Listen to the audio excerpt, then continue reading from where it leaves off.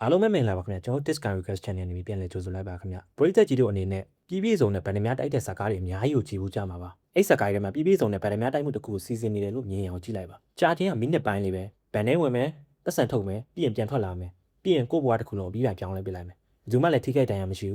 မင်းကဘယ်သူဆိုတာတော့ तू ကတိလိုက်မှာမဟုတ်နားထောင်ရတာရန်ရုပ်ရှင်တယ်ဒါပေမဲ့ဗန်တိုက်ခန်းထဲမှာပတ်စံလည်းမရှိဘူးမင်းရဲ့ပေါင်းပါတွေကလည်းကြောက်ပြီးလက်တွေခြေတွေတုံးနေပြီနောက်တကားဖေးပေါက်ကနေပြီးမပြေးနိုင်ခင်မှာပဲမှန်းနေပြီစင်အပြင်ကိုလှမ်းကြည့်လိုက်တော့နယူးယောက်မြို့ရဲတပ်ဖွဲ့တစ်ခုလုံးပက်ပက်လက်ဝိုင်းထားပြီးဆိုတော့သိလိုက်ရတဲ့အခါမှာဆိုရင်တော့ဖြင့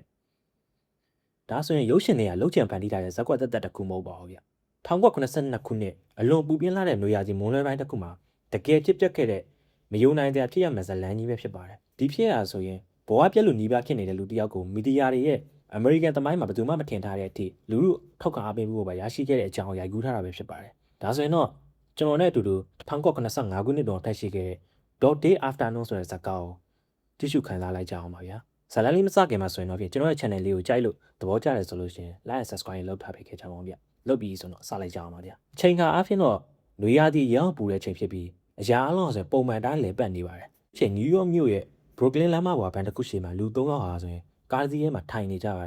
ယ်သူတို့ကဆိုရင်တော့ဖြင့် Sony Sound နဲ့ Steel လိုပဲဖြစ်ပါတယ်သူတို့ကတာမန်ဖောက်တယ်တွေလိုဟန်ဆောင်ပြီးဘန်ထဲကိုတယောက်ချင်းစီဝင်လာခဲ့ကြပါတယ် Sound ကတော့လက်ဆွဲရည်တစ်လုံးနဲ့ဆန်နီကတော့တနက်ရှည်ကိုပန်းစည်းထုံးလိုမျိုးစက်ကွေးနဲ့ပတ်ပြီးတည်လာခဲ့ပါတယ်စကီယာဆိုရင်တော့ပစ္စလိုတလက်ကိုယူပြီးလူဗလာအတိုင်းဝင်လာခဲ့ပါတယ်စားရဆိုရင်လည်းမန်နေဂျာဆိုတဲ့လူစီသွားပြီးတနက်ကိုထုတ်ပြီးပုံမှန်တိုင်းနေဖို့ပြောလိုက်ပါတယ်အဲ့ချိန်မှာအရန်ကိုကြောက်တတ်တဲ့စကီယာနေပြီးဆိုနီစီကိုနောက်ပြန်ဆုပ်အောင်လို့သွားပြောပါတယ်ဆိုနီကလည်းစားရတနက်ထုတ်ပြီးဖြစ်တဲ့အတွက်နောက်ဆုပ်လို့မရတော့ကြောင်းပြောပါတယ်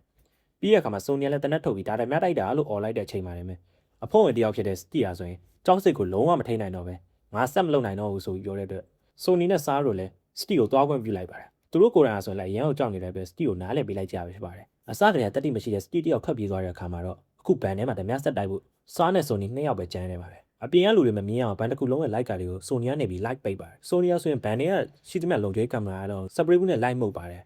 ်အဲ့ဒါပြီးတဲ့အခါမှာဆိုနီလည်းဘန် manager စီကိုသွားပြီးပတ်စံတစ်တာတွေစီကိုခေါ်သွားဖို့အမိန့်ပေးပါတယ်အဲ့ခါမှာ manager ကနေပြီးဓမြတွေကိုကြောက်လို့လုံးဝအညံ့ခံထားတဲ့ပုံစံမျိုးဟန်ဆောင်နေပြီမြဲဘန်တကားကို sport key နဲ့ဖွင့်ပြီး silent alarm မြင်အောင်လုပ်ဖို့ကြံထားရပဲဖြစ်ပါတယ်ဆိုနီကအဲ့ဒါကိုမြင်သွားတဲ့အတွက်လှမ်းတလိုက်ပါတယ်ဘန်ရဲ့တမနီတကားရှိတဲ့တိုက်ခန်းစီကိုရောက်သွားကြပြီးတကားပွင့်သွားလို့အထက်ကတစ်တာတွေကိုဆွဲဖွင့်လိုက်တဲ့အခါမှာဆိုနီတယောက်ဆွန့်ရသွားပါတယ်ဘာလို့လဲဆိုတော့သူတို့ထင်ထားသလိုပတ်စံတွေအပုံလိုက်ကြီးရှိမနေပဲနဲ့ကွန်တိန်နာလွတ်တွေနဲ့ဒေါ်လာ1100ဆိုတဲ့စက်ကူနင်းငယ်ပဲရှိနေလို့ပဲဖြစ်ပါတယ်တကယ်တော့သူတို့ဓမြတိုက်ဖို့ရွေးချယ်တဲ့နေ့လည်ခင်းရဆိုရင်အဲ့ဘန်ပတ်စံတွေကိုချားပန်စီကိုအကုန်လွှဲပြောင်းပြီးခါစားချိန်ပဲဖြစ်နေပါတယ်အသက်နဲ့ရင်းပြီးဓမြတိုက်ခါမှာဒေါ်လာ1000ကျော်ပဲရမယ်ချင်နေပြီလို့ဆိုနီတယောက်ရွေးချယ်စိတ်တောင်ပေါက်သွားပါတယ်ဆိုနီယာဆိုရင်ဘန်ဝန်တန်းတွေရဲ့ဇပွဲတွေစီသွားပြီးအခြားတန်မိုးရှိတာတွေကိုလိုက်ရှာပါတယ်ကောင်တာထဲမှာရှိတဲ့ငွေရည်တက်ဆက်တွေကနေပြီးပတ်စံတွေကိုလိုက်သိမ်းပါတယ်အဲ့ခါမှာဆိုရင်ဘန်ငွေကိုင်မျိုးသမီးကိုလှမ်းခေါ်ပြီးဆက်ထည့်ရပတ်စံတွေကိုထုတ်ခိုင်းပါတယ်အဲ့မှာမျိုးသမီးကပတ်စံအကုန်လုံးထုတ်ဖို့လုပ်တဲ့အခါမှာဆိုနီယာလှမ်းပြီးတားလိုက်ပါတယ်ဆိုနီယာဆိုရင်လည်းအရင်ဘန်မှာလောက်ဘူးတဲ့အတွက်အဲ့လိုလုံးရင်အလန်းမြည်သွားမှသူတီချောင်းပြောပြီးစာရွက်တက်ကိုထည့်ပြီးမှထုတ်ခိုင်းလိုက်ပါတယ်ဆိုနီယာစိတ်လှုပ်ရှားနေပြီးဆဲဆဲဆူဆူနဲ့အော်ဝဲနေတဲ့ချိန်မှာပ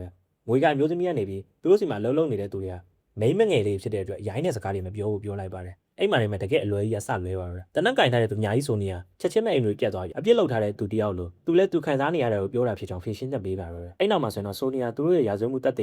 ွေလက်ပွေတွေနဲ့ဗန်စင်းစာရွက်တွေကိုဖျက်ဆီးပြဖို့အမိုက်ပုံးနဲ့ထည့်ပြီးမီးရှို့ပေးလိုက်ပါတယ်ဒါပေမဲ့အဲ့ချက်ကပဲတကယ်အမှားကြီးတစ်ခုဖြစ်သွားစေခဲ့ပါတယ်မီးကိုတွေကနေပြီးဘန်ရဲ့လေထွက်ပေါက်ကနေထွက်နေတာကိုလမ်းတစ်ပတ်ချမ်းမှာရှိနေတဲ့လူတယောက်ကလှမ်းမြင်သွားတဲ့အခါမှာဘန်ထဲကိုလာကြည့်ဖို့ကြိုးစားပါတယ်ဘန်ဆက်ဂျူရီဖြစ်တဲ့ဟောဝါကကြောက်နေပြီးမလုပ်တဲ့အတွက်ဘန်မန်နေဂျာနေပြီးတော့ပဲအပြင်ထွက်ပြီး secret တစ်ခုအမိုက်ပုံးနဲ့ကြာသွားလို့မီးလောင်တာဖြစ်ကြောင်းခတ်ပြောရပါတယ်အဲ့ခါမှာဆိုရင်လာကြည့်တဲ့လူကလည်းဘန်မန်နေဂျာကိုမတင်ကားသလိုကြည့်နေကြည့်ပြီးနောက်ပြန်ထွက်သွားပါတယ်ဆိုနီကဘန်ဝန်ထမ်းအလုံးပတ်စံနေထားတဲ့ဘန်တိုက်ခန်းထဲစီကိုအတင်းမောင်းတင်ပြီးတော့ပိတ်ထားဖို့ကြိုးစားပါတယ်အစောကမျိုးငွေကိုင်မျိုးသမီးကနေပြီး toilet သွားခြင်းနဲ့ဆိုလို့ toilet ထဲကိုလိုက်ပို့ရပါတယ်အဲ့ချိန်မှာပဲအစကနေက toilet ထဲမှာမာရီယာရောက်နေအောင်အဲ့ကြောင်မှတတိယသွားပြီးရှင်းပြရပါတယ်ဆိုနီလည်းဘယ်သူမှ toilet မသွားတော့ဆိုပြီးဘန်တိုက်ခန်းထဲကိုပြန်ဝင်ခိုင်းပါတော့တယ်အဲ့ချိန်ဘန်ထဲမှာဖုံးတန်တစ်ခုကကြည်လောင်လောင်မီလာပြီးဘန်မန်နေဂျာနေပြီးဆိုနီကိုပေးခိုင်းတယ်လို့ပြောတဲ့အတွက်ဆိုနီလည်းကြက်တည်တည်သွားပါတယ်ဖုန်းကိုင်တဲ့အခါမှာတော့တစ်ဖက်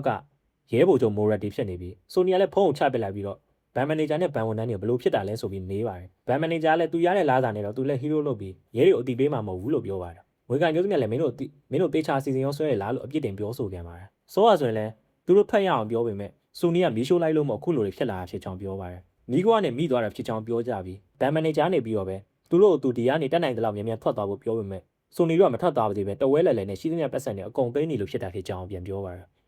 ဒီခန်းမှာဆိုရင်သူတို့ကတစားကန်နဲ့ဓမြအနေထားတဲ့တစားကန်တွေကဓမြရဲ့အသုံးမကျမှုပြန်ပြီးစိတ်ပြက်လက်ပြက်နဲ့အော်ရဆုံးမနေတဲ့အနေထားဆိုရင်ဒီဇလန်ရဲ့ တလွဲဖြစ်နေတဲ့အခန်းတွေကိုပြနေရပဲဖြစ်ပါတယ်။ဗန်နဲ့ကဖုန်းကဒုတိယကြိမ်ထမိလာပါတော့။ဆိုနီလည်းသွားကင်ပြီးမိုရတီကိုမဟုတ်တာတစ်ခုလုံးရင်တစားကန်တွေကိုသူတယောက်ချင်းတက်ပြစ်မယ်လို့ပြောပါတယ်။အပြင်ကခြေတွေကပိုဆိုးလာကြောင်ဆိုနီလည်းသူ့ရဲ့လုံးပုံခိုင်ဘက်စားစီကိုသွားပြီးအကြံဉာဏ်တောင်းပါတော့။ရဲတွေဗန်နဲ့ကိုတင်းမဝင်လာရင်ဘယ်လိုချင်းကြရမလဲဆိုတော့သူတို့ကတီတိုးတိုင်ပင်နေကြပါတယ်။အဲ့ချိန်မှာပဲစောကနေပြီးအစောကဆိုနီပြောခဲ့တဲ့တစားကန်တွေကိုတက်ပြီးအလောင်းတွေကိုအပြင်ထုတ်ပြရမလားဆိုတာတကယ်ပြောတာလားဆိုတာနဲ့တကယ်ဆိုရင်လည်းသူကလှုပ်ဖို့အစင်သင့်ဖြစ်နေကြောင်းပြောပါတယ်။ဆိုနီလည်းတစားကန်တွေဘက်ကိုလှည့်ပြီးသူနဲ့တူတူပူပေါင်းဆောင်ရင်ဘယ်သူမှနာတရားမဖြစ်စေရကြောင်းပြောပါတယ်။အဲ့ချိန်မှာစင်ဂျွရီဖြစ်တဲ့ဟောင်းဝက်ကပန်းနိုင်ချက်ယောဂထလာပြီးတက်ရှူချက်ကလဲကြမှုမေ့သွားပါတယ်။ဒါနဲ့ဆိုနီလည်းအရင်ဆုံးရေးကြီးတဲ့ဘန်အနောက်ဘက်ကိုပိတ်ဖို့အတွက်ဘန်မန်နေဂျာကိုခေါ်သွားပြီးသွားပိတ်ပါတယ်။အဲ့နောက်မှာတော့ဆိုနီကနေပြီးဘန်မန်နေဂျာကိုအတ္တကမှာဖြစ်သွားတဲ့အကြောင်းအရာနဲ့ပတ်သက်တာကိုပြောပြပြီးအပြင်ကရဲတွေကိုယုံလို့မရကြောင်းနဲ့သူတို့ကဆိုရင်လည်းတစားကန်တွေကိုဂီးဆိုင်မှာမဟုတ်ကြောင်းပြောပြပါတယ်။အတ္တကထောင်တော့အခြေအနေမှာဆိုရင်ရဲတွေကအထက်ကိုတင်းဝင်လာပြီးလူပေါင်း42ယောက်လုံးရဲဆက်ဆက်ပြစ်တက်ခဲ့တာဖြစ်ပါတယ်။အဲ့ထဲမှာဆိုရင်တစားကန်တွေရောအဆောင်တွေရောပါပါတယ်။ဒါကြောင့်ရဲတွေကဆိုရင်တစားကန်တွေကိုလုံးဝဂီးမဆိုင်ကြောင်းနဲ့ဒါပေမဲ့သူတို့ဂီးဆိုင်တာတခုကဆိုရင်ကလေးတွေနဲ့မျိုးသမီးတွေကိုဆိုရင်တော့ရဲတွေကသူတို့နာမည်ပြတ်မှာဆိုလို့မပြစ်ချောင်းပြောပါတယ်။အပြင်ဘက်မှာလည်းတာမန်ရဲတွေမဟုတ်တော့ပဲ FBI ကရောက်လာပြီးခြေနေကိုကတ်နေပါတော့တယ်။ရဲတွေဘက်ကလည်းဆိုနီစီကိုနောက်တစ်ခါဆက်ပြီးသူ့ဘက်ကဘာလက်နဲ့မှမယူလာပဲတစားကန်တွေတယောက်ကိုအပေးယူလို့ဖို့အတွက်အပြင်မှာစကားပြောမှုအတွက်ထွက်လာပေးဖို့အကြောင်းပြောပါတယ်။ဒါနဲ့သူတို့လည်းပန်းနိုင်ချက်ဖြစ်နေတဲ့ဟောင်းဝက်ကိုထုတ်သွားပြီးအဲ့မှာငိုကြိုင်မျိုးသမီးကလိုက်တွဲပြီးခိုက်ပို့ပေးပါတယ်။ဟောင်းဝက်အပြင်ကိုခြေလန်းလိုက်တဲ့အခိုက်အတန့်မှာရဲတွေကဆိုရင်ထွက်လာတဲ့သူကိုတစားကန်မဲမသိပဲဗန်နဲ့ထွက်ပြေးဖို့ကြိုးစားနေတဲ့ဗန်တွေများတယောက်လို့ထင်သွားပြီးထင်မှားသွားကြပါတယ်။မိုရတီကလည်းပြေးလွှားနဲ့သူ့လူတွေကိုသွားပြီးတားပါတယ်။ဟောင်းဝက်ကိုလွှတ်ပေးပြီးရဲ့နောက်မှာဆိုရင်ရဲဘော်ချုပ်မိုရတီကဆိုရင်ဆိုနီစီကိုရတဲ့ချင်းဆိုင်စကားလမ်းပြောပါတယ်။ဆိုနီကလည်းအစောကပါလာတဲ့ငွေကန်မျိုးသမီးဆယ်ဗီယာကိုခေါ်ပြီးလမ်းမပေါ်ပထမဆုံးအချိန်ထွက်လိုင်းလိုက်ပါတယ်။မိုရတီကဆိုရင်ဆိုနီကိုသူတို့ရဲ့ရဲအင်အားကိုပြပြီးအညံ့ခံပိုင်းပါတယ်။တစားကန်ဒီဘာမှမဖြစ်တဲ့အတွက်ထောင်ထဲမှာ9နှစ်လောက်ပဲကြာနိုင်ကြောင်းလည်းပြောပါတယ်။ဆိုနီကလည်းဥပဒေကြောင့်ကောင်းကောင်းနားလည်နေတဲ့အတွက်ဒါဆိုရင်ပြည်နယ်တို့ကြာစင်မှုမဟုတ်ဘဲနဲ့နိုင်ငံတော်အဆင့်ပြစ်မှုဖြစ်တဲ့အတွက်ဒီလောက်လွယ်လွယ်နဲ့လွတ်မှာမဟုတ်ကြောင်းမိုရတီကိုပြန်ပြောလိုက်ပါတယ်။မိုရတီကလိန်ပြောဖို့ကြိုးစားတော့ဆိုနီကဖက်ဒရယ်ပြစ်မှုလို့ပြန်ဟင်းရောက်ပြီးတဲ့နောက်မှာရဲတွေအတင်းဝင်ဖမ်းမှုကြိုးစားလာကြပါတော့လေ။အဲ့ခါမှာဆိုနီကနေညံသုံးပြီးလမ်းပေါ်ကဝိုင်းကြည့်နေတဲ့ယာနဲ့ချီတဲ့လူကြီးကိုသူ့ဘက်ပါလောင်လို့မို့အတ္တကလို့စအော်ပါတော့လေ။ရဲတွေကဆိုရင်တစားကန်ကြီးကအသက်ကိုလည်းကြီးမဆိုင်ဘူးအခွင့်အရေးလည်းအကုန်ပြတ်တတ်မဲ့ကောင်ဆိုတာကိုလူတို့ကိုတတိယလာအောင်လို့မို့လှုပ်ဆော်လိုက်တာပဲဖြစ်ပါတယ်။လမ်းပေါ်ကလူကြီးတစ်ခုလုံးဆိုရင်ဆိုနီဘက်ကနေရက်တီးပြီးရဲတွေကိုအတ္တကလို့ပြန်လဲအော်ဟစ်ပြီးဆန္ဒပြကြပါတော့လေ။ဆိုနီတို့လည်းအထဲကိုပြန်ဝင်လို့တဲ့အခါမှာဆီဗီယာကိုရဲတွေကနေပြီးတားဖို့ကြိုးစားကြပါတယ်။ဒါပေမဲ့ရဲတွေမမျှော်လင့်ထားတာဆီဗီယာရဲတွေရဲ့အတင်းဆွဲခုံမှုမခံပဲပြန်လဲရုန်းကန်ပြီးဆဲဆိုလိုက်ပါတယ်။အထဲမှာသူ့ရဲ့ဝန်ထမ်းကောင်မလေးကြံနေခဲ့တဲ့အတွက်သူတို့ထားခဲ့လို့မဖြစ်ဘူးဆိုပြီးရဲတွေကိုပြန်လဲဟောက်ကဗန်နဲ့ကိုကိုယ်တိုင်ပြန်ဝင်သွားပါတယ်။ရဲတွေကဆိုတစားကန်ကိုကဲဖို့ကြိုးစားနေပေမဲ့တစားကန်ကိုယ်တိုင်ကရဲတွေကိုရန်ကားတဲ့ကောင်တွေလို့တတ်မှတ်ပြီးညှင်းဆန်သွားတဲ့အတွက်ရဲဘော်ချုပ်မိုရတီတယောက်ဟာဆိုရင်လမ်းမလဲကောင်မှာတကယ်ကိုရှက်ကွဲပြီးစွန့်အားသွားပြန်ပါတယ်။အဲ့ချိန်မှာဆိုရင်တရင်ဌာနတွေကနေပြီးဆိုနီကိုအသေးသက်လိုက်လံဆက်သွယ်ကြပါမယ်။ဗန်နဲ့ကဖုံးမိလာပြီးဆိုနီကလည်းသူ့ရဲ့ခံစားချက်တွေသူ့မှာပတ်စံဘာလို့လိုအပ်နေရလဲဆိုတော့ TV လေးလိုက်နေစစ်တကဘာလုံးကိုရိုးသားသားရှင်းပြနေခဲ့ပါတယ်။နောက်ဆုံးမှာတော့တနေ့ချိန်ညတော့လဲဆိုနီအမှန်တရားတွေပါနေတဲ့မေးခွန်းတွေကိုမဖြေနိုင်တော့ပဲထုတ်လွှင့်မှုအတင်းမဲ့ရပ်တန့်ပြလိုက်ပါတယ်။ဆိုနီယာဆိုရင် FBI နဲ့အပေးယူလုပ်ပြီးအသက်ဘေးကနေလွတ်အောင်လို့စူးစမ်းကျင်နေတာဖြစ်ပေမဲ့စောကတော့ထောင်ထဲပြောင်းရမှာကိုတရားမှန်တဲ့ကြောက်နေတာပဲဖြစ်ပါတယ်။နောက်ဆုံးမှာတော့ဆိုနီယာပဲလေရင်ယူပြီးတခြားနိုင်ငံမှာသွားခေါ်လုံအောင်လို့ပြောတဲ့အခါမှာစောလဲသဘောတူလိုက်ပါတော့တယ်။ဆိုနီယာဆိုရင်လည်းအပြင်ကိုပြန်ထွက်လာခဲ့ပါတယ်။သူကဆိုရင်လူလူရဲ့ထောက်ခံမှုရရှိနေရကြောင်းမလို့ရဲတွေအနေနဲ့သူ့ကိုဇွတ်ဝင်ဖမ်းလို့ရှင်ဒါမှမဟုတ်စနိုက်ပါနဲ့လှမ်းပစ်လို့ရှင်လူလူအောင်ကြွားမှုကြီးကပိုကြီးသွားနိုင်တာကိုဆိုနီယာကောင်းကောင်းသိနေပါတယ်။ဒါကြောင့်မလို့ဆိုနီယာဆိုရင်ဘာအကာဝယ်မှမယူပဲလမ်းမပေါ်တယောက်တည်းထွက်လာခဲ့ပါတယ်။သူကဆိုရင်သူနဲ့စောလွန်မြောက်ဖို့အတွက်ဘတ်စကားတစ်စီးနဲ့လီယန်တစ်စီးကိုတောင်းဆိုလိုက်ပြီးဒါကိုလိုက်ရောပြီးရင်တစားကန်တွေကိုဘေးကင်းကင်းနဲ့ပြန်လွှတ်ပေးမယ်လို့အပိုင်တော့ကညှိနှိုင်းလိုက်ပါတယ်။ဆိုနီယာလည်းနိုင်ငံပြည်ကိုထွက်ပြေးရတော့မယ်လို့ဆုံးဖြတ်ထားတဲ့အတွက်သူ့အိမ်မှာကြံနေခဲ့တဲ့သူ့ဇနီးကိုနောက်ဆုံးနှုတ်ဆက်ချင်တော့တောင်းဆိုပါတယ်။နောက်တစ်ခါမှရဲတွေကလည်းဆိုနီဇနီ NGC ကိုရောက်နေပြီးလာဖို့အတွက်ပြောဆိုနေကြပါတယ်။ဆိုနီယာလည်းအထဲကိုပြန်ရောက်လာပြီးအထဲမှာဆိုရင်တော့လေးပေးဆက်ကတစ်ခုဖြစ်သွားတဲ့အတွက်အရန်အပူလာပါတယ်။မျိုးသမီးဝန်ထမ်းတယောက်ဆိုရင်မိလေလူနီးပါဖြစ်သွားပါတယ်။ဒါနဲ့ဆိုနီလည်းတစားကန်တွေကိုစားကိုကြိခိုင်းတာပြီးလေးပေးဆက်ကိုသွားကြည့်ရှုပါတော့။ဆိုနီယာဆိုရင်လေးပေးဆက်ကိုသွားအောင်စစ်ဆေးနေပဲနောက်ဘက်ခေါင်းမိုးပေါ်ကထူးဆန်းတဲ့လှုပ်ရှားမှုစတင်တတိထားမိသွားပါတယ်။ဆိုနီယာလည်းတနက်တစ်ချက်ပြစ်ဖောက်လာပြီးစားအောင်သူတွေပေးကတစားကန်တွေကိုဘိုင်းလုံကန်တွေကိုချက်ချင်းမျိုးဝင်ခိုင်းပါတော့တယ်။ဂေရီကလည်းပြပြသလဲဖြစ်သွားပြီးဆိုနီကိုအပြင်ခဏထွက်လာဖို့အတွက်ခေါ်ပါတယ်။ဆိုနီလည်းအပြင်ထွက်လာပြီးဒေါသတကြီးနဲ့မိုရတီကိုသူ့လူတွေကဆိုရင်နောက်ဘက်ကနေခိုးဝင်နေတာဖြစ်လို့မို့ချက်ချင်းပြန်ခေါ်ဖို့အတွက်ပြောပါတယ်။လမ်းလဲကောင်မှာရှိတဲ့မိုရတီကလည်းလက်နဲ့ဖက်ကိုပေါ်မြောက်ပြီးကြောင်လိန်ပါတော့တယ်။သူကဆိုရင်နောက်ဘက်ခေါ်ဖို့ပေါ်ကစစ်စင်ရေးကိုသူလုံးဝမသိပါဘူးလို့ညင်းပါတယ်။ဒါဆိုရင်တခြားတစ်ဖွဲ့ဒါမှမဟုတ်FBIသူ့ကိုကြော်ပြီးလောက်တာဖြစ်နိုင်တယ်လို့ပုံစံမျိုးစုံနဲ့တောင်းဝန်ရှောင်မှုကြိုးစားပါတော့တယ်။မိုရတီကနေပြီးပဲဆိုနီကိုစိတ်အေးအောင်လို့မို့ဆိုနီတောင်းဆိုတာတွေအကုန်လုံးသူတို့လုပ်ပေးနေပြီဖြစ်ကြောင်းပြောပါတယ်။အဲ့ခါမှာဆိုရင်ဆိုနီတောင်းဆိုတဲ့ဟယ်လီကော်ပတာဆင်းလို့မရတဲ့အတွက်ဘတ်စကားတစ်စီးလာနေပြီဖြစ်ကြောင်းသူမိမကိုလည်းသူဆက်သွယ်ထားပြီးအခုဆိုရင်လမ်းမှာရောက်နေပြီဖြစ်ကြောင်းပြောပါတယ်။ဗန်ထဲမှာပိတ်မိနေတာဆိုရင်လည်းအတော်ကြာနေပြီဖြစ်တဲ့အတွက်ဆိုနီကနေပြီးဗိုက်စာနေကြတဲ့ဒဇာကန်ဝန်ထမ်းတွေနဲ့စားလို့အတွက် အစားတောက်တွေကိုတောင်းဆိုပါတော့မော်ရတီကလည်းဆိုနီတို့အတွက်ပီဇာကိုချက်ချင်းမှာပေးလိုက်ပါတယ်ဆိုနီလည်းပီဇာနဲ့တင်အားမရပဲအထဲမှာတောက်ဖို့အတွက်ဘီယာပါထပ်တောင်းလိုက်ပါတယ်မိုရတီကလည်းဆိုနီကိုအစားတောက်ပေးဖို့သဘောတူပေမဲ့တနက်ကင်ထားတဲ့ဓမြတွေကမူးရပြီးဇလုံးမောင်စိုးရိမ်တာကြောင့်မလဲဘီယာကိုတော့ဥပဒေအရပြစ်တက်တာညင်းလိုက်ပါတယ်အေးကိုပဲညံ့ညယူလာပေးမယ်လို့ပြန်ပြောလိုက်ပါတ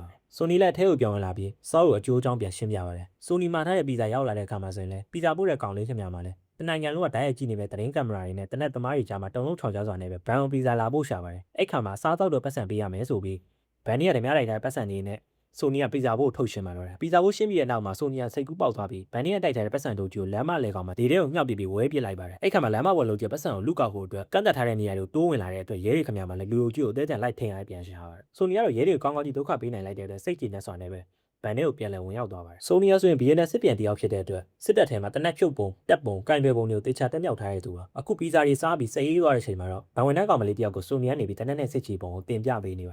ယ်ဒါကိုကြည့်မယ်ဆိုရင်ကစားကန်ရောတမြရောဟာဘလောက်တောင်ရင်းနှီးနေပြီစလို့ဆိုတော့တွေ့ရမှာပဲဖြစ်ပါတယ်။တစ်ဖက်မှာဆိုရင်လည်းရဲတွေကဆိုရင်လည်းဆိုနီပေးတဲ့လိပ်စာတန်းသွားတဲ့အခါမှာတိလိုက်ရတာဆိုရင်မလို့ဖြစ်ဆိုနီယာတကယ်တရားဝင်စနီးအန်ဂျီရဲ့ဖြစ်သူ့ကြောင့်စိတ်ရရပြီစေယုံတက်နေတဲ့လီယွန်ဆိုတဲ့နောက်ထပ်မျိုးသားစနီးတယောက်ရှိနေသေးတယ်ဆိုတာကိုပါသိလိုက်ရပါတယ်။ဆိုနီယာဆိုရင်လည်းလီယွန်လန့်ခေါ်လိုက်ပြီးလီယွန်ကလည်းဆိုနီကိုမြင်သွားတဲ့အခါမှာတော့နေရာမှာလည်းမူးမေလဲသွားပါတော့တယ်။ဒီလိုနဲ့ဆိုနီလည်းစိတ်ပူပြီးဖုံးဆက်ပြီးလှမ်းပေးပါတယ်။ဒီဇလန်ရဲ့အဓိကအချက်ဖြစ်တဲ့ဆိုနီဗန်ဒမယာတိုက်ရတဲ့တကယ်ရည်ရွယ်ချက်ကတော့သူ့ရဲ့ဒုတိယအိမ်တော်ဖြစ်တဲ့လီယွန်အတွက်လိန်ပြောင်းလဲမှုခွဲစိတ်ကူးသားမှုခံနိုင်မှုအတွက်ပဲပတ်ဆက်ရှာပေးခြင်းနေတာဖြစ်ပါတယ်။ဆိုနီရဲ့စိတ်ထဲမှာတော့လီယွန်ပေါ်မှာပဲအပြေးအဝစိတ်ပူပန်မှုနဲ့တိုင်ရောစိတ်ရှိနေတာကိုရဲတွေကရိပ်မိသွားခဲ့ပါတယ်။သတင်းချင်းညာသူတွေကလည်းရဲတွေစီကနေသတင်းရရှိသွားပြီးဘန်ရှိမှာဓာတ်ရိုက်ထုတ်လွှင့်နေတဲ့သတင်းထဲမှာဆိုနီဗန်ဒမယာတိုက်ရတဲ့အကြောင်းအရာဆိုရင်သူ့ရဲ့လိန်တူချစ်သူလီယွန်လိန်ပြောင်းခွဲစိတ်ဖို့အတွက်ပတ်ဆက်ရှာပေးနေတာဖြစ်တယ်လို့ကြေညာလိုက်ပါတယ်။ဆိုနီရဲ့စောနှစ်ယောက်လုံးကိုလိန်တူချစ်သူနှစ်ယောက်ဆိုပြီးသတင်းထဲမှာပေါင်းကြေညာလိုက်တဲ့အခါမှာဆိုရင်တော့စောကဆိုနီကိုရဲရီစီကိုချက်ချင်းပုံးဆက်ပြီးသတင်းကိုအမှန်တိုင်းပြန်လည်ပြင်ဆင်ခိုင်းမှုအတွက်ဇိုတင်ပြောပါတယ်ဒီကမှာတော့ဆိုနီလည်းစောကိုပြန်လည်နားချပြန်ပါတယ်သတင်းကြေညာသူတွေဟာဆိုရင်သူတို့ကြေညာချင်တာကိုပဲကြေညာတာဖြစ်ကြောင်းကိုပြောပြီးနားချပြန်ပါတယ်ဒီလိုနဲ့နေလဲဝင်သွားပြီးသူတို့ရဲ့ပန်ထဲမှာလျှက်စစ်မီဖြတ်တောက်ခံလိုက်ရပါတယ်ဆိုနီယာလည်းအပြင်ထွက်လာပြီးအပြင်မှာတော့မိုရတီမုတ်တော်ပဲနဲ့ FBN ရှယ်ရန်နေပြီးအခြေအနေတွေကိုဝင်ထိန်းချုပ်လိုက်ပါတယ်မိုရတီနေရာမှာစားဝင်လာတဲ့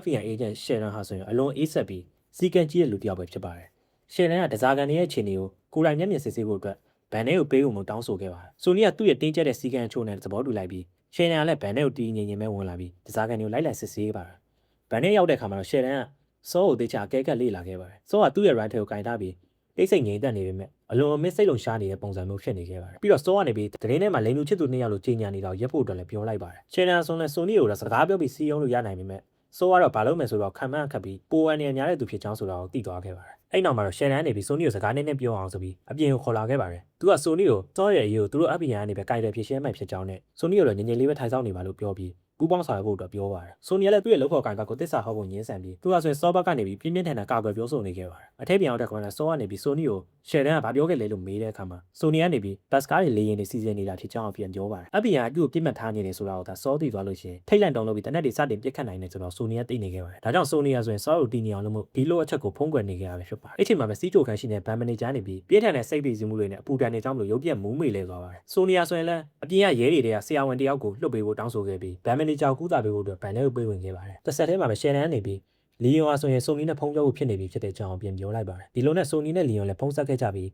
လီယွန်နဲ့ဖုံးပြောပြီးတဲ့အခါမှာဆိုနီကလည်းသူ့ရဲ့ပထမဇနီးဖြစ်တဲ့ NGC ကိုထပ်မံဖုံးဆက်ခဲ့ပြန်ပါတယ်။အဲ့ကမှာ NG ကထိတ်လန့်တုန်လုံးစွာနဲ့ပဲသူတို့ရဲ့ကလေးတွေအကြောင်းနဲ့အိမ်တော်ရဲ့ကိစ္စတွေကြောင်းဒရက်ဆက်ပြောပါတော့တယ်။ဆိုနီကလည်းတစ်ဖက်မှာပို့ပြီးပြန်မှန်းနှောင်းနေလာကြောင်းလို့ဒီဖုံးခေါ်ဆိုမှုကအရန်ရှုပ်ထွေးပွေလေးလာပါတယ်။တိတ်မကြခင်မှာပဲဆိုနီရဲ့အမေဖြစ်တဲ့သူကဘန်ရှိကိုရောက်ရှိကြပြီးမိခင်ကအငိုပြီးတားဖြစ်သူကိုလက်နဲ့ချဖို့တင်းတောင်းဆိုနေခဲ့ပါတယ်။ဒါပေမဲ့မျောလင်းချက်မဲ့နေပြီဖြစ်တဲ့ဆိုနီကတော့ညှင်းဆန်ခဲ့ပြီးရဲတွေကိုမယုံမှုအကြောင်းပြန်ပြောပြီးပြန်လွတ်လိုက်ပါတယ်။အေဂျင့်ရှယ်ရန်နေပြီးဆိုနီကိုကားရဖို့အတွက်10မိနစ်ပဲလိုတော့တယ်ဆိုတဲ့အကြောင်းပြန်ပြောလိုက်ပါတယ်။ဆိုနီလည်းသူဒီညကိုအသက်ရှင်လျက်လွတ်မြောက်နိုင်မလွတ်မြောက်နိုင်ဆိုတော့မသိတဲ့အတွက်ဘန်ရဲ့ငွေကန်ရိုးသမီးဆယ်ဗီယာကိုသူ့ရဲ့နောက်ဆုံးတည်တန်းဆောင်ရေးခိုင်းနေခဲ့ပါတယ်။ဒီစာရဲမှာပဲသူကဆိုရင်သူ့ရဲ့အသက်အာမခံငွေကြေးတွေကိုသူ့ရဲ့ကလေးတွေနဲ့ပထမဇနီးအန်ဂျီတို့ကြောင့်ခွဲဝေပေးခဲ့ပါတယ်။အခက်ခဲအားလုံးတွေကြားရမှာဒီကိုခွဲစိတ်ကူးတာမှုခံယူနိုင်မှုအတွက်လည်းငွေကြေးချို့ကိုတည်တံ့ထားရခဲ့ပါသေးတယ်။ဒီလိုနဲ့လေစိတ်သွားမဲ့ကားဆိုရင်လည်းနောက်ဆုံးတွင်ရောက်ရှိလာခဲ့ပြီးအဲ့ကားကိုတာမန်ရင်မောင်းဒရိုင်ဘာပြန်ဟန်ဆောင်ထားတဲ့လူမဲဒရိုင်ဘာနေပြီးမောင်းနေလာပဲဖြစ်ပါတယ်။ဆိုနီကသူ့ကိုချက်ချင်းပဲအကြီးအကျယ်တန်တရားဝင်သွားပြီးရဲမဲတန်းတည်သွားခဲ့ပါလေ။ဒါနဲ့ဆိုနီကနေပြီးရှယ်တန်းဘေးမှာရက်နေတဲ့လူကိုပဲဒရိုင်ဘာဖြစ်ခေါ်ခဲ့ပါတယ်။ရုံးနဲ့လေစိတ်ကိုထွက်လာခဲ့ကြပြီးအဲ့ခါမှာဆိုရင်ဒရိုင်ဘာကားမောင်းရဲ့ brake အုပ်မိရဲ့မှားပြီးတနက်ပြင်းမိမှာဆိုတဲ့အတွက်စောကိုတနက်ကိုပေါ်ထောင်ထားဖို့အတွက်ပြောပါတယ်။နောက်ဆုံးတော့လေစိတ်ကိုရောက်ရှိလာခဲ့ကြပြီးဒရိုင်ဘာနေပြီးတကားရဲ့ဘေးထဲမှာဖွက်ထားတဲ့တနက်ကိုတိတ်တိတ်လေးလှမ်းယူလိုက်ပြီးစောကိုနှစ်ဖူးကိုတနက်နဲ့ပြစ်တက်ပစ်လိုက်ပါတယ်။ဆိုနီကိုတော့မတက်ပစ်တော့ဘဲနဲ့ဖမ်းခဲ့လိုက်ပါတယ်။ဒီဇာကားရဲ့ဇက်ကောင်ဆိုနီဖြစ်ဖန်တီးခံခဲ့ရတဲ့လူဂျွန်ဟာဆိုရင်လည်း1220ချမှတ်ခံလိုက်ရပါတယ်။ဒါပေမဲ့14မိနစ်ကြာမှပဲပြန်လည်လွတ်မြောက်လာခဲ့လိုက်ပါတယ်။သူဟာဆိုရင်ထောင်ကနေလွတ်ပြီးနောက်ပိုင်းတွေမှာ ဆယ်စုနှစ်ပေါင်းများစွာအသက်ရှင်ခဲ့ပြီး2006ခုနှစ်ကြာမှကင်ဆာရောဂါနဲ့ကွယ်လွန်သွားခဲ့ရပဲဖြစ်ပါတယ်ထပ်ပြီးတော့ဒီဇာကာရိုက်နေစဉ်အတွင်းမှာဆိုရင်ဆိုနီဖြစ်တရုတ်ဆောင်တဲ့မင်းသားကြီးအဲဘာချီနိုဆိုရင်ဇက်ကောင်ရဲ့တောကရောက်နေတဲ့ချွေးပြန်နေတဲ့ပုံမှန်စစ်မှန်ရဖို့အတွက်ရာယူရေးကာလတစ်လျှောက်လုံးတရက်ကိုအိတ်ချိန်2နာရီခန့်သာအိတ်ခဲ့တယ်လို့ဆိုပါတယ်နောက်တစ်ခုကတော့ဆိုနီရဲ့တွဲဘက်ဖြစ်တရုတ်ဆောင်ခဲ့တဲ့မင်းသားကြီးဂျွန်ကာဇီယာဆိုရင်ဇန်ညိုးထဲမှာအသက်18နှစ်အရွယ်ကောင်လေးဖြစ်ပုံပေါ်ထားရပဲဖြစ်ပါတယ်ဒါပေမဲ့အဲဘာချီနိုကနေပြီးသူ့ရဲ့တငယ်ချင်းဂျွန်ကာဇီကိုဒီဇက်ရုပ်ကိုတရုတ်ဆောင်စေခြင်းလို့မို့ဒိုင်ဒါစီကိုခေါ်ပြသွားတဲ့အခါမှာပထမမိနစ်ပိုင်းလေးတွင်မှာပဲဒိုင်ဒါအယောင်သဘောကျတဲ့အတွက်အသက်30ကျော်ရွယ်ရှိနေဖြစ်တဲ့မင်းသားကြီးဂျွန်ကာဇီကိုပဲတရုတ်ဆောင်ခိုင်းလိုက်တာပဲဖြစ်ပါတယ်မင်းသားကြီးဂျွန်ကာဇီရဲ့တရုတ်ဆောင်လောကဆိုရင်အလွန်တုံတောင်းခဲ့ပြီးတလုံးမှာရုပ်ရှင်9ကားပဲရိုက်ကူးခဲ့ပါအဲ့ဇာကာ9ကားလုံးကဆိုဟောလူသမိုင်းတစ်ခုလုံးရဲ့အကောင်းဆုံးဇာကာတွေဖြစ်ခဲ့ရုံမကပဲဒီဇာကာ9ကားလုံးကဆိုရင်အော်စကာဆုရဖို့အတွက်ဇာကာတင်စီးရင်ဝင်ခဲ့ပြီးအဲ့ဒီမှာ3ကားအော်စကာဆုကိုစုကူးနိုင်ခဲ့ပါတယ်ဒီနေ့တော့ကတော့ဒီလောက်ပါပဲခင်ဗျကြည့်ကြအားပေးကြတဲ့တယောက်ချင်းစီကိုအထူးပဲကျေးဇူးတင်ရှိပါတယ်ဗျနောက်ဗီဒီယိုမှာပြန်လည်ဆုံတွေ့ကြအောင်ပါခင်ဗျဘိုင်ဘိုင်